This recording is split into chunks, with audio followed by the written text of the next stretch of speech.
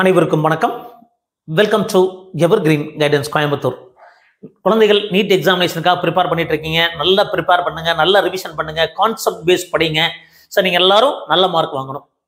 இந்த NEET examination எதுக்காக எழுதுறோம்? எதுக்காக நீட் எக்ஸாமினேஷன் ப்ரிப்பேர் பண்ணி எழுதுறோம்? ஒரு எம்பிபிஎஸ் இடம் கிடைக்கணும், நம்ம மருத்துவர் ஆகணும், கனவு நிறைவேறணும் அப்படிங்கிறதுக்காக தான் இந்த நீட் எக்ஸாமினேஷன் எழுதுறோம்.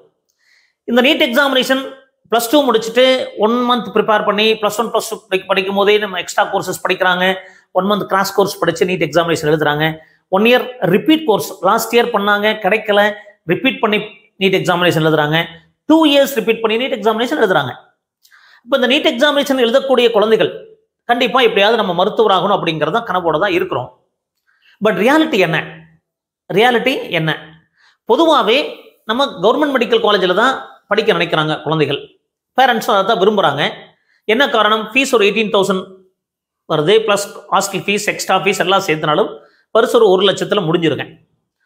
ஒருவேளை கவர்மெண்ட் மெடிக்கல் காலேஜில் காம்படிஷன் அதிகமாக இருக்குது கிடைக்கிறேன்னா ப்ரைவேட் மெடிக்கல் காலேஜில் கவர்மெண்ட் கோட்டாவில் படிக்க வைக்க நினைக்கிறாங்க.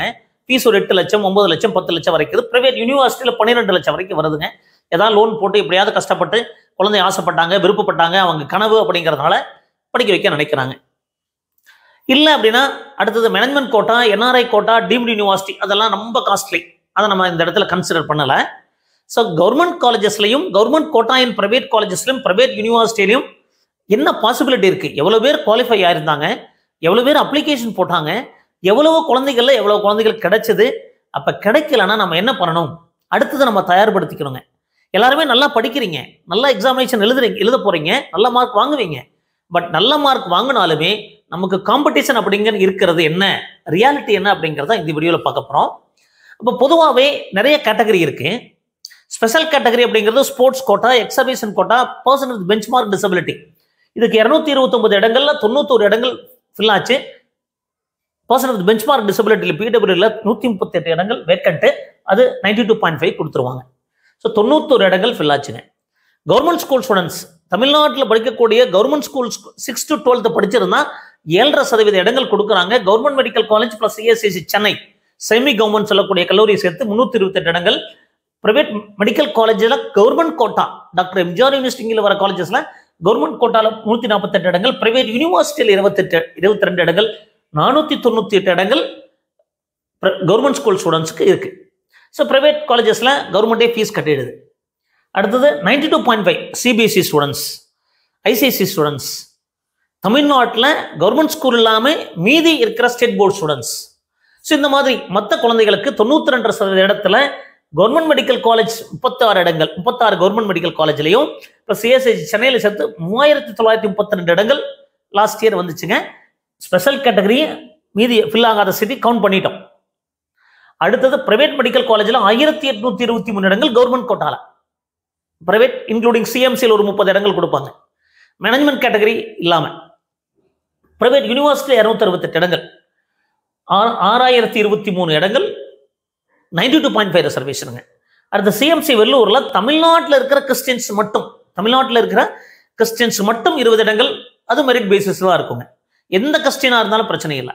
அப்போ கிறிஸ்டியன்ஸ்க்கு மட்டும் 20 இடங்கள், மீதி ஒரு 30 இடங்கள் பிரைவேட் மெடிக்கல் காலேஜில் கவர்மெண்ட் கோட்டால வந்துடும். அது யாரு வேணாலும் போய்க்கலாம். ஸோ அந்த கேட்டகரி ஒன்று இருக்கு. அடுத்தது IRD ward, Erode government medical காலேஜில் 30 இடங்கள், அது டிரான்ஸ்போர்ட் கார்பரேஷனில் ஒர்க் பண்ணக்கூடிய குழந்தைகளுக்கு 30 இடங்கள். ஏன்னா அவங்களுடைய ஃபண்டை வச்சு தான் ஸ்டார்ட் பண்ணாங்க. அதில் ஒரு 30 இடங்கள். மொத்தம் 6662 இடங்கள் நமக்கு ஃபீஸ் குறைவான கட்டணத்தில்னா கவர்மெண்ட் மெடிக்கல் காலேஜில் ஃபீஸ் ரொம்ப குறைவாக இருக்கும். பிரைவேட் மெடிக்கல் காலேஜில் ஒரு 8 லட்சம் 10 லட்சம் வரைக்கும் லோன் போட்டு படிக்க வைக்க நினைக்கிறாங்க. ஸோ இந்த மாதிரி 6662 இடங்கள் லாஸ்ட் இயர் ஃபில் ஆச்சுங்க. இதை தாண்டி ஆல் இண்டியா கோட்டாவில் ஒரு 200 இடங்கள், 250 இடங்கள் ஃபில் ஆகிருக்கலாம். ஸோ அதிகபட்சம் சொல்ல போனால் 6900 இடங்கள் நமக்கு ஃபில் ஆகிருக்க வாய்ப்பு இருக்குங்க. 6900 இடங்கள் வரைக்கும் ஃபில் ஆகிருக்கலாம். அப்போ ரியாலிட்டி என்ன அப்படிங்கிறத இந்த வீடியோவில் பார்க்க போகிறோம். அது எம்பிபிஎஸ் ரிலேட்டடாக உங்களுக்கு சந்தேகங்கள் இருந்தால், ஃப்ரீ கைடன்ஸ் தேவைப்பட்டால் myself and my daughter doctor Tanya இரவு 9 முதல் 10 வரைக்கும் ஃப்ரீ கைடன்ஸ் கொடுக்குறோம். 9363443685. ஒருவேளை உங்களுக்கு complete mode of guidance, premium mode of guidance, 1-to-1 guidance, so complete admission ப்ராசஸில் கைடன்ஸ் தேவைப்படுது அப்படின்னாலும் அதுவும் கொடுக்குறோம். காண்டாக்ட் பண்ணுங்க. அதுக்கு என்ன ப்ரொசீஜர் அப்படிங்கிறத சொல்றேன். அப்போ ரியாலிட்டி என்ன? கவர்மெண்ட் கோட்டால இடம் கிடைக்குமா கிடைக்காதா அப்படின்னா, குவாலிஃபைடு லாஸ்ட் இயர் 2024 81,426 பேர் குவாலிஃபை ஆனாங்க. 1.5 லட்சம் பேர் எழுதுனாங்க. குவாலிஃபை ஆனது அரௌண்ட் 90,000 ஸ்டூடெண்ட்ஸ் குவாலிஃபை ஆயிட்டாங்க. பட் எவ்வளவு சீட்ஸ் அலாட் ஆச்சு? 6,622. அப்ப எவ்வளவு குழந்தைகள்ல இவ்வளவு கிடைச்சது? 13 பேர்ல ஒருத்தருக்கோ 14 பேர்ல ஒருத்தருக்கோ கிடைச்சது. 134 பேர்ல 10 பேர் கிடைச்சது. 124 பேர் கிடைக்கல. புரியுதுங்களா? 1340 பேர் அப்ளை ஆனா 100 பேர் கிடைக்கும். அப்போ 134 பேர்ல 10 பேருக்கு தான் கிடைச்சது. 124 பேர் கிடைக்கல. அப்போ 13 பேர்ல ஒருத்தருக்கு தான் கிடைச்சிருக்கு, அல்லது 14 பேர்ல ஒருத்தருக்கு கிடைச்சிருக்கலாம்.